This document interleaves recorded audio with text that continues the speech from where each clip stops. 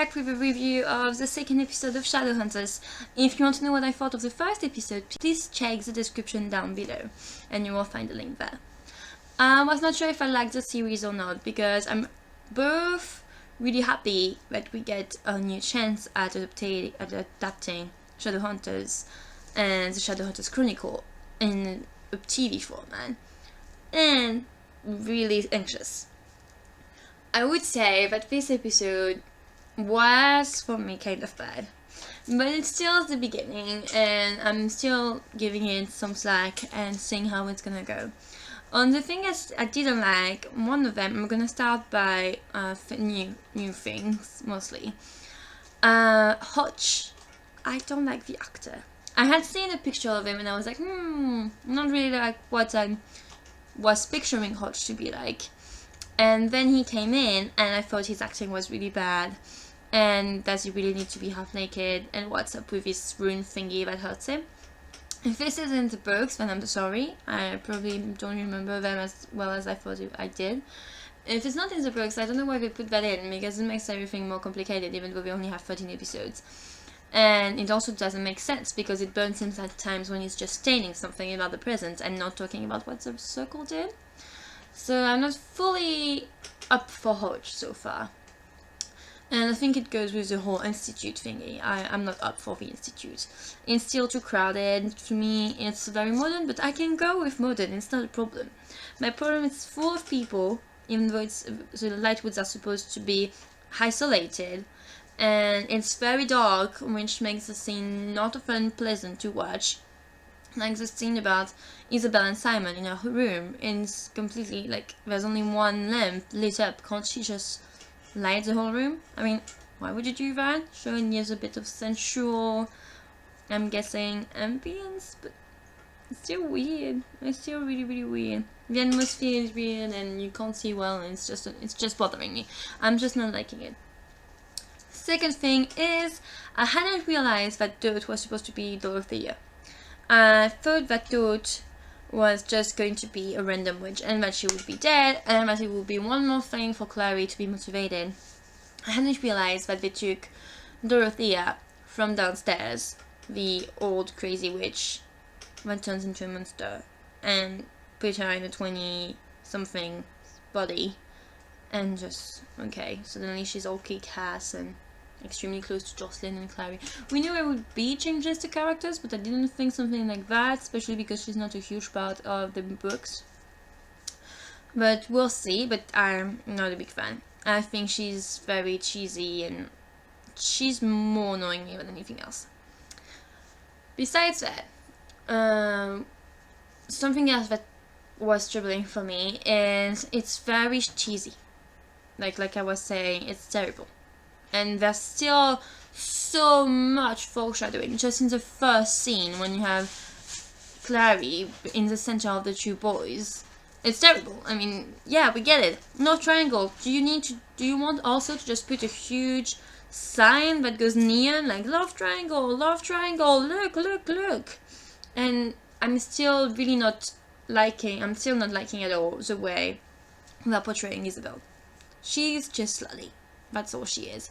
She's slutty, and so far she's not very interesting, and she is just basically being provocative, and that's okay. It's part of Isabel too, but they're pushing it too much, and she's not subtle enough, and she's not putting as much of a fight as she would in the books, and that's not just something I'm liking. I don't think it's good. I think it's ridiculous that freaking Isabel Lightwood would just put Simon in a van and hear noise and not think about making sure there's nobody in the car. It's Isabel Lightwood. She's been a warrior for 16 years. I'm pretty sure she would know. She would check, around her first. And not just leave him locked in the car with his freaking headphones on so he can't hear a thing. It's just ridiculous and it doesn't make sense. It's stupid. If you're gonna have Simon be attacked, make it real, make it realistic, make it something we can worry about and actually think, oh my goodness, how did this happen? Not like, oh, they were all so dumb and it happened. That's just not good for your characters. I just think that's stupid. I thought Clary was a bit too accepting of what was happening to her, but it's part of a character too, so why not? Maybe she's back in the book and I don't remember it. And also there's a lot of rushing in the TV show because there are 13 episodes and they need to put everything together. And they did say it would be a blend of books, so that's a lot of action and a lot of things to happen and a lot of events that need to proceed. So I get why it would be... he found my lip. I get why it would be rushed. But therefore, the series, the TV show, loses quality. And that's problematic, because everything is like... and you don't have time to see the characters feel it, and it's just feel forced, and that's not nice. And I'm really disappointed in Isabel. I really hope they're gonna make it better. Good points. I liked the dynamic between Isabel and Clary. It's nice, it's sweet. And you can see that they have chemistry and stuff like this. And just as you can see so far, I think that they have okay chemistry between Jace and Clary. And Simon and Clary. Simon, I thought, is getting closer and closer to book Simon. And that I like. I think it's really cool because he's getting this kind of, you know, I'm the mundane one, and I'm the funny one that is gonna die. And I thought that was really cool. And that he's getting closer to this kind of carefree but very anxious kid at the same time, who is just there because his best friend is here, and he would do anything for her. He would walk through fire. And so he does it because he's gotta, basically. And I liked how he is mesmerized by Isabel, even though I thought he was too pushed. I also really loved at the Isabel food scene. And Jace, don't eat the food. I thought it was a good callback for book readers, which I always like, of course.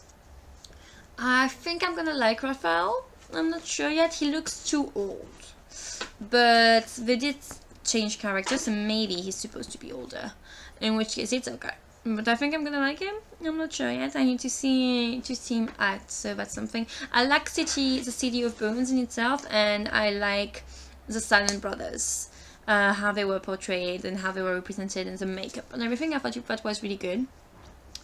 I'm not sure how I like the sword and all that, the flashback memory. I'm not a big fan of that. Anytime they drift away and just, it's not something I like. And I did think that it was okay for her to know about Valentine being her dad and stuff like this. That's not the problem. I just don't like that it's being rushed like this, like I just said. So we'll see, but so far I like the dynamic between the actors. I'm liking Luke. I'm still thinking something is up with the captain. So that's not a lot of good points. Yeah, I think I could give a rating of like 2 out of 5 for this episode. But it's just the second episode, and I'm still thinking that, you know, it will probably find a way to be close to the book while being an interesting series, and maybe they just need to find the balance, and I'm sure they'll get it at some point. It's always hard at first. I'm very worried will we not get a second season, so I'm hoping we will, so we can see more and keep on developing and keep on seeing the books being adapted. And I really hope that they'll do better with Isabel and some of the other female characters. It's just something I would like. You can be powerful and subtle and deep and just not have to be straight up slutty. This said, if you like Isabel this way, it's fine. Tell me why. Tell me why you think it's interesting.